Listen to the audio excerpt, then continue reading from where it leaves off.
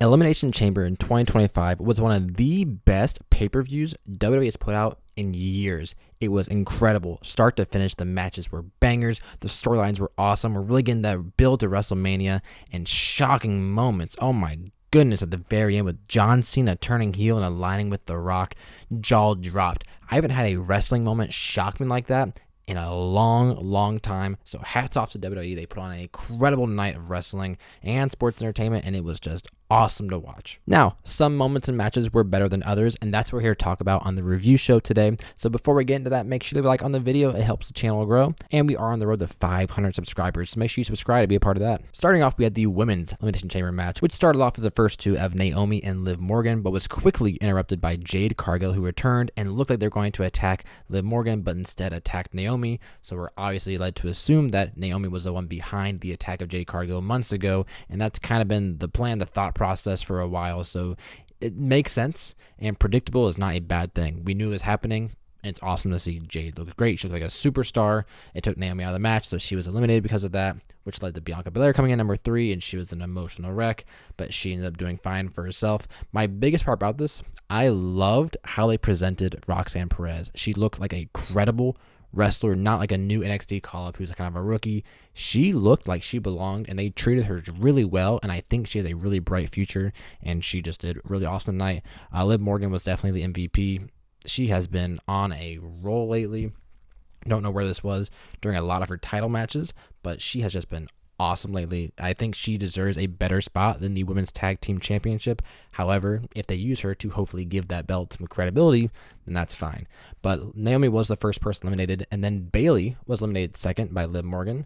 Roxanne Perez eliminated by Alexa Bliss. Then Alexa Bliss was eliminated by Liv Morgan, which left the final two as Bianca Belair and Liv Morgan, and they put on a really good final two, a little match of their own, which Bianca Belair did win, and she's going out of WrestleMania to face either Rhea Ripley or Io Sky, whoever wins that match on Monday, although they both came out, Rhea and Io, and they're teasing a triple threat match, and that is what they should do. A Rhea and Bianca Belair match is a dream match. It should have taken place a long time ago. It's worthy of a WrestleMania match, but Io has been awesome lately, and she deserves a prominent match at WrestleMania, and a triple threat with those three women would steal the show on any card they're on. So I'm glad that's the direction we're hopefully heading in. If it's just Rhea and Bianca, that also has the potential to steal a show on any match. Then we got into our tag team match between Tiffany Stratton and Trish Stratus taking on Nia Jax and Candice LeRae. This was the low part of the show for me. It wasn't a bad match at all. It just didn't have the same level of investment. Plus, we just had the half-hour-long Women's Elimination Chamber match. And after a long match like that, same thing with the Royal Rumble, the matches are fine. It really drains the fans, and so whatever you put on afterwards is going to get the best reaction. So the women did the best they could, and the right choice was made. Tiffany Stratton and Trish Stratus won. You obviously don't want to have the hometown hero and Trish Stratus lose. You also have the women's champion Tiffany Stratton lose before her match against Charlotte Flair, so it was obvious what was going to happen, but it was still a fine match. When you talk about wrestling soulmates, Kevin Owens and Sami Zayn are that to a T. They put on a match of the year candidate, and it's only March 1st. This was incredible. 27 minutes of pure violence and story and just beating the heck out of each other, and it was incredible to watch. I love both these men. It is a shame that Sami Zayn has not been a world champion in WWE. It is a shame that Kevin Owens has only held the belt once. This match could have been at WrestleMania, and maybe they don't want to do it because they knew it was going to be this good and it was going to steal the show. Just awesome. If you haven't seen it, you need to watch this match. Out of any match on the card, watch Kevin Owens and Sami Zayn. Kevin Owens does win, and it was just awesome to watch. At the very end, Kevin Owens was going to go for a pile driver on the exposed concrete, but Randy Orton did return, hitting with an RKO, stopping him, and so it looks like we'll be building towards a Randy Orton and Kevin Owens match at WrestleMania 41. On to our final match, and it was shocking that this match was not the main event, but it all comes together at the very end. That was the men's Elimination Chamber match, starting with Drew McIntyre and Seth Rollins as the first two people in the match, and also Drew McIntyre, as you saw, some of you may have saw, was leaked to be the potential winner, and he was the first person eliminated. So it's kind of crazy that you can't always believe what you see online, but Drew McIntyre was eliminated first by Damian Priest, further building to a WrestleMania match between them. Priest eliminated Drew McIntyre at Royal Rumble. He eliminated him in the Elimination Chamber, so I'm sure we'll get a match at WrestleMania. Please let Drew win. He deserves something good. Let him win at least one match. And about a minute after Drew McIntyre was eliminated, Damian Priest was eliminated by Logan Paul, who had a frog splash off the top of the cage. Then Logan Paul was eliminated by CM Punk. And this is kind of a weird shift in the match because this first 3 eliminations took place over 18 minutes. The next 2 eliminations, so the final 3 of Seth Rollins, CM Punk, and John Cena, takes place over 14 minutes. So half the match is just the 3 competitors, and it was awesome. You have a point where Seth Rollins spears John Cena through the pod, and he definitely could pull him out, and Michael Coleman had pointed this. He could have pulled him out and pinned him and eliminated John Cena, but his hatred for CM Punk made him want to go after CM Punk, and there were some good moments here between Cena and CM Punk where they're shaking hands, they're hugging, we're having the callbacks to the CM Punk and Rollins feud. It was a right choice to have those 3 as the final 3 in great matches. They get a great triple threat. We're definitely planting seeds for a CM Punk and Cena match later on in the summer or later in the year. But then Seth Rollins was eliminated by CM Punk. So our final 2 were John Cena and CM Punk, and everyone yelled rooting and the Let's Go Cena, CM Punk chants. And at the very end, it looks like CM Punk's going to win, and Seth Rollins, as he was eliminated, but he's still in the cage, hits CM Punk with a stomp. John Cena takes him, puts him in the STF, and CM Punk passes out. So John Cena wins the Elimination Chamber match, challenging Cody Rhodes at WrestleMania. It was a great match, and especially with the segment they have afterwards, I'm okay with John Cena winning because it's such a shocker what happens next. Personally, I was rooting for CM Punk, but you can't complain with what really happened next. So after John Cena celebrating the ring, Cody Rhodes' music hits. He comes out. Then you have The Rock and Travis Scott. He was here for some reason. And The Rock comes out, and The Rock's like, listen, Cody, you had your time to think about it. Are you going to embrace me as my champion, my brother? I'll give you all your dreams, come true. If you say no, the dream will die a second time, obviously alluding to his father, Dusty Rhodes.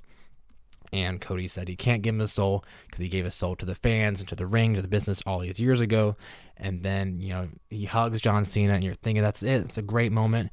And John Cena looks at The Rock, and The Rock does the slit his throat with his finger. And John Cena then attacks Cody Rhodes, hits him with a low blow, beats him up with a watch, hits him with the championship. Cody's bleeding everywhere. The Rock takes the belt and is beating on Cody. Travis Scott's there still. John Cena's choking him with his tie. They put the blood on the belt. And John Cena has sold his soul to The Rock. He's aligned himself with The Rock and is going to WrestleMania to take on Cody Rhodes for his 17th World Championship. Now, this is interesting. Everyone's always wanted John Cena, and it was shocking. Like I said, this has been the most shocking pay-per-views, if not the most shocking pay-per-view I've ever seen happen. At the very end, no one thought he'd turn heel. He finally did. I'm glad we're finally getting it, but I think we're going to realize exactly why they didn't turn him heel all these years ago. And John Cena's been very vocal about why he won't turn heel, because when you're cheering for him to go heel, then when he's a heel, you're cheering for him, and that's not what you should be doing. So when John Cena's beating up Cody Rhodes, people are cheering, they're clapping, they're chanting. Even at the very end with The Rock, there's still, I'd say it's probably 75% cheering, 25% booing. And there was a couple of chants of "you sold out," but I would say still majority, they were kind of happy with it. And I'm afraid that Cody's going to get booed because John Cena is going to get cheered as a heel, and they might have to pivot something, and it might not be exactly what they're hoping for. I'm sure they want probably a louder reaction of boos, but it very, very positive. But John Cena did look very unnatural as a heel. It takes some getting used to.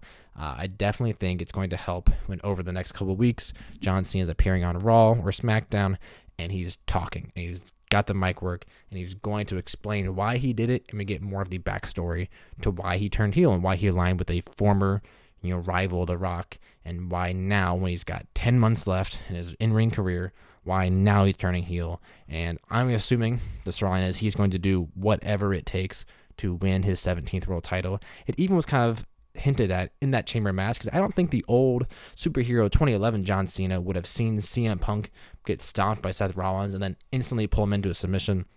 I think he would have gone after Seth, checked on Punk, but not this time. As soon as he got stomped, John Cena capitalized, and he seized the moment and pulled him into a submission, and that's how he won. He was screaming, "I'm sorry," but he has to win. He has to go to WrestleMania, and it's going to be a very interesting road to WrestleMania. Yes, predictable. Everyone knew it was going to be John Cena and Cody Rhodes at WrestleMania.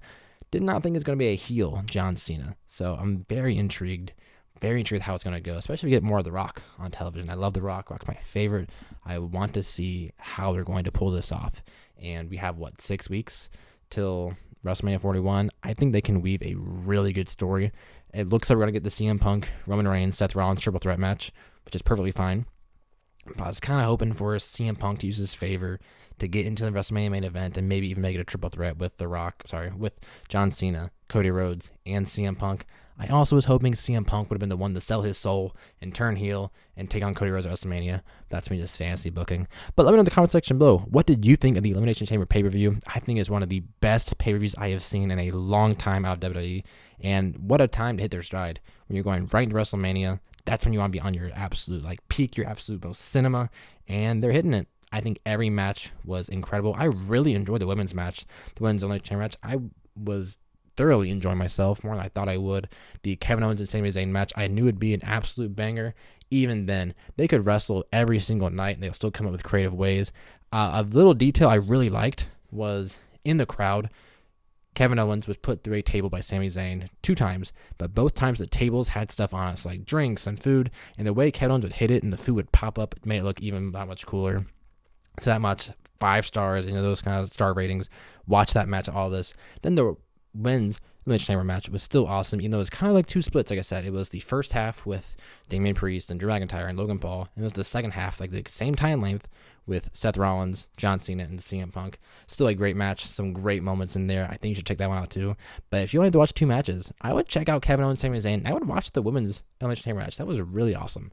But let me know your favorite match in the comment section below. Leave a like, subscribe for more, and I'll see you guys in the next video.